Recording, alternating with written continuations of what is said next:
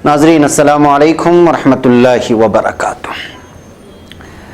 सीधी बात के ताज़ा प्राइम टाइम में आप लोगों का इस्तकबाल है। नाज़रीन, मैं अंसार अज़ीज़ नदवी आज आप लोगों के सामने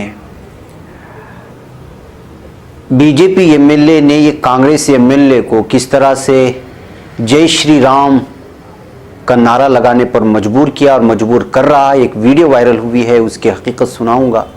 देखिए कि किस तरह से जो है अरकान असम्बली भी जय श्री राम के शिकार हो रहे हैं। और इसी तरह दिल्ली में एक 16 साल बच्चे जिसका नाम साहिल बताया गया है, उसकी मॉब लिंचिंग हो गई है और चोरी के शक में उसको पीट पीट कर कत्ल कर दिया गया है।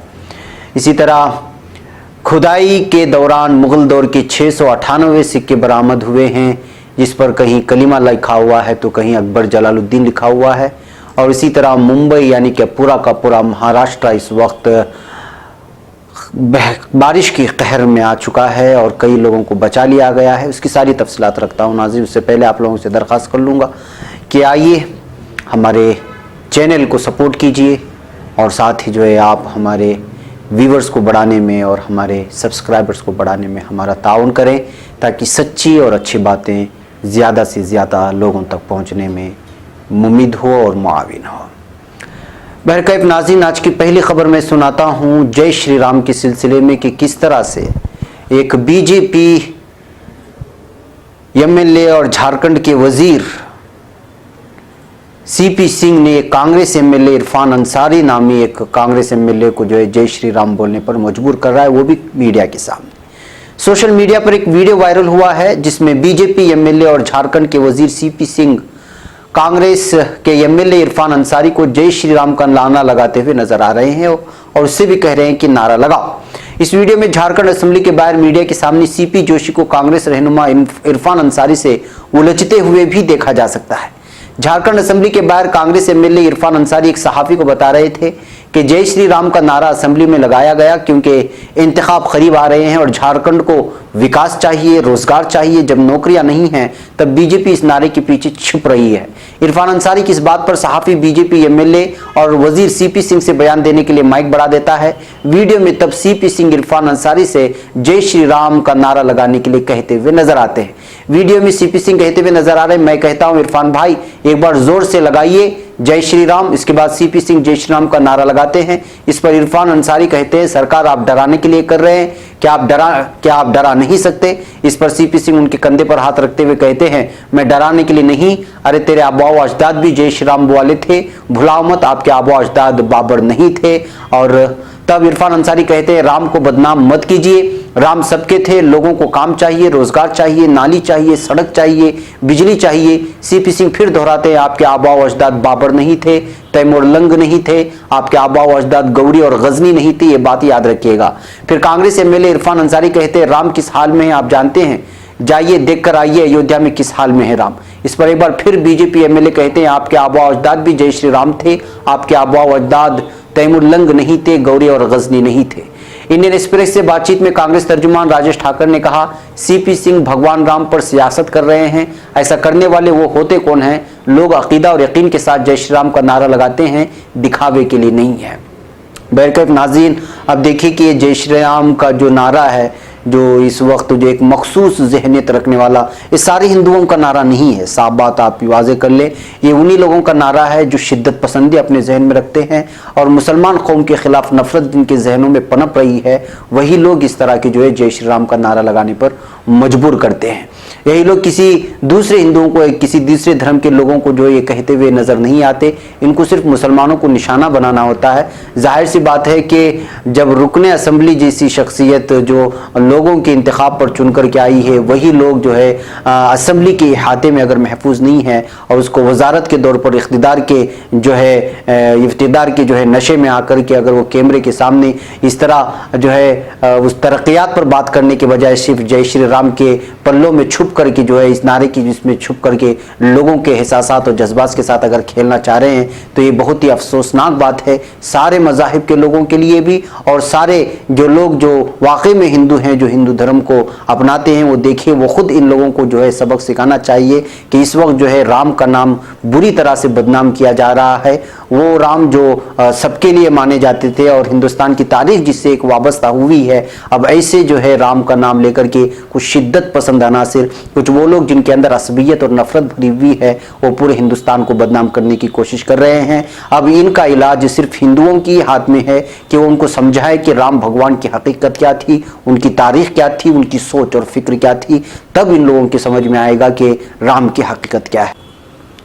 मुअज़्ज़ज़ व मुकर्रम सीधी बात के नाज़रीन, सीधी बात के इश्तिहारी मेंबरशिप कार्ड से जुड़िए और अपने कारोबार समेत अपने तालीमी व दीगर इदारों को मजबूत कीजिए।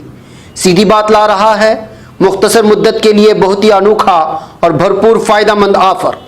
हमारी इस इश्तिहारी मेंबरशिप से जुड़िए और अपनी तिजारत को फ़रोग़ देने के साथ साथ इदारे सीधी बात को मजबूत कीजिए। लाइफ टाइम इश्तिहारी मेंबरशिप कार्ड की तफसीलात हासिल करने के लिए इस नंबर पर व्हाट्सअप करें, चाहे मुल्क के किसी भी कोने से या बैरून ममालिक से ही क्यों ना हो। नंबर है 9663027449।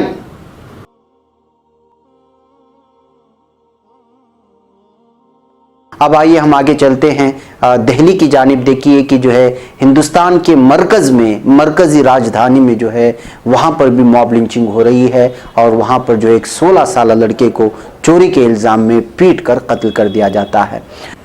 तो नाज़रीन तफसीलात में जाएंगे तो नई दिल्ली के आदर्श नगर के लाल बाग इलाके में घर में घुसे नाबालिग का भीड़ ने पीट कर कत्ल कर दिया। वाक़या जुमा की सुबह का है। पुलिस ने गैर इरादतन कत्ल की दफ़ा में मुकदमा दर्ज कर 6 मुलजिमीन को गिरफ्तार कर लिया है। खबरों के मुताबिक आदर्श नगर के एक मकान में नाबालिग घर में चोरी करने के इरादे से गया था, तभी घर के मालिक ने उसे पकड़ लिया और चोर की आवाज़ लगाने लगे। चोरी की भनक लगती ही भीड़ इकट्ठा हो गई और नाबालिग की ज़बरदस्त पिटाई शुरू कर दी।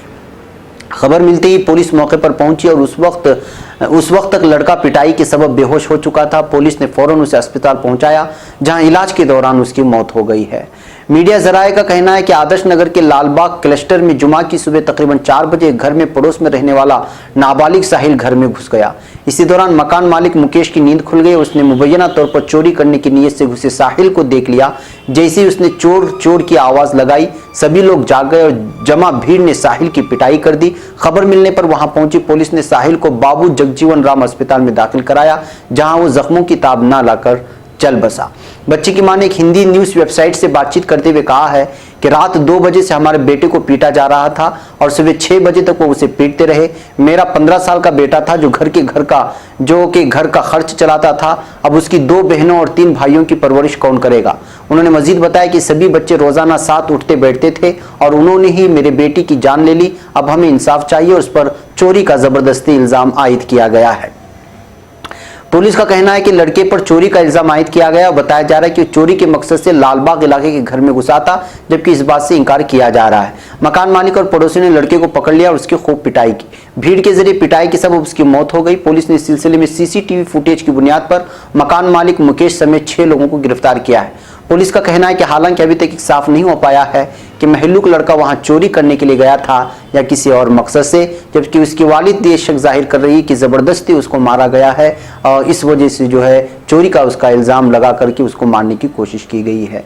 भाई नाज़रीन, हिंदुस्तान इस वक्त जिस तरह के सोशल मीडिया में इसको अब लिंचिस्तान के नाम से याद कर रहा है कि हर छोटे बड़े मसले को लेकर के भीड़ जमा हो जाती है और फिर जब उनको पता चलता है कि एक अक़लियती तबके का कोई फ़र्द है तो उसको जो है मार करके ख़त्म कर देती है और बाद में पुलिस पहुँचती है और फिर वो अपनी ही कार्रवाई में लग जाती है। लेकिन अभी तक जो है देखा जाए तो इस भीड़ के दहशतगर्दी पर अभी तक किसी भी तरह की रोक नहीं लगाई जा रही है और ना ही किसी किस्म का मखसूस कानून पास किया जा रहा है। नाज़रीन, अब हम चलते हैं मुग़ल दौर के जानिब। मुग़ल दौर के 698 चांदी के सिक्के हिमाचल प्रदेश के शिमला में एक खुदाई के दौरान बरामद होने की खबरें मौसूल हो रही है। ये खुदाई उत्तर प्रदेश वाक़ई मुरादाबाद के ठेकेदार और कुछ मजदूर कर रहे थे, लेकिन उनके दरमियान चांदी के सिक्कों की तकसीम को लेकर हुए तनाज़े के बाद पुलिस ने सभी सिक्कों को अपने कब्जे में ले लिया है।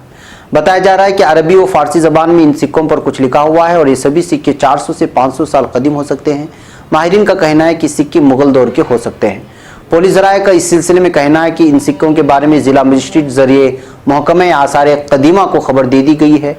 खबरों के मुताबिक हिमाचल प्रदेश के शिमला में एक बाग में मुरादाबाद के कुछ मजदूर खुदाई कर रहे थे, जहां पर ये सिक्के एक बंद बक्से में मिले।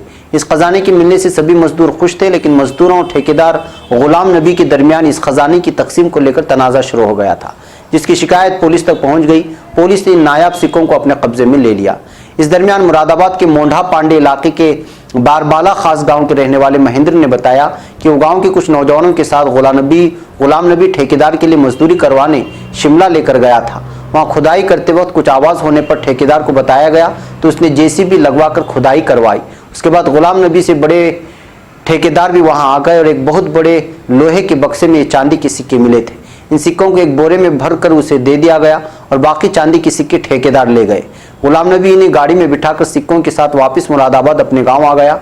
ठेकेदार के जरिए गांव आकर सिक्कों को आपस में बांटने की बात कही गई, लेकिन ठेकेदार की नीयत खराब हो गई और सभी सिक्के अपने पास रख लिए।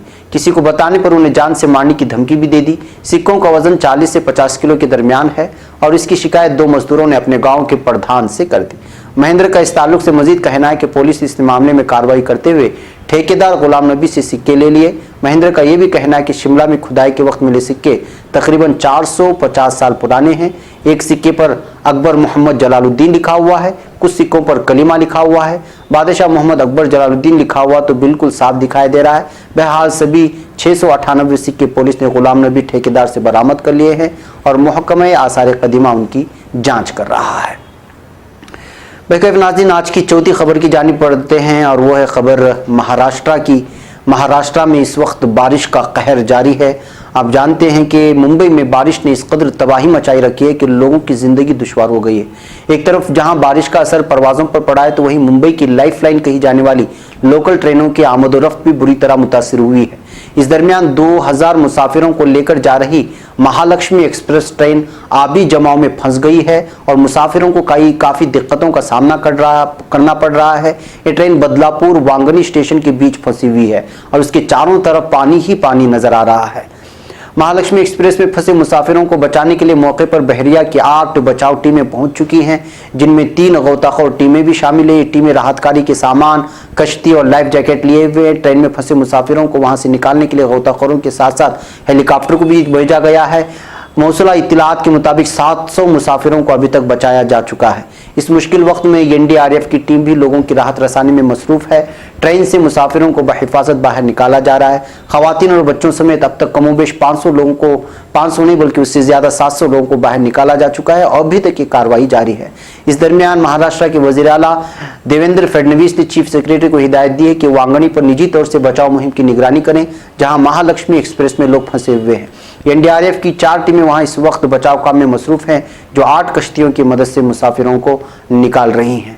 बहरकैफ नाज़रीन, इस वक्त महाराष्ट्र में जगह जगह बारिश, चूँकि आपको पता होना चाहिए कि अभी कुछ दिन पहले यहाँ पर जो है पानी के लिए हाहाकार मचा हुआ था, पीने के पानी के लिए। अब यहाँ से जो है कुदरत की रहमत बरस रही है और जो है अब ये और वबाल बन चुका है। ज़्यादा बारिश आने की वजह से जो है पूरे बस्तियाँ ज़ेर आब आ चुकी हैं और मुंबई में तो जगह जगह सड़क जाम हो चुका है और सारी की सारी जो है निज़ामी ज़िंदगी धरम बरहम हो चुकी है।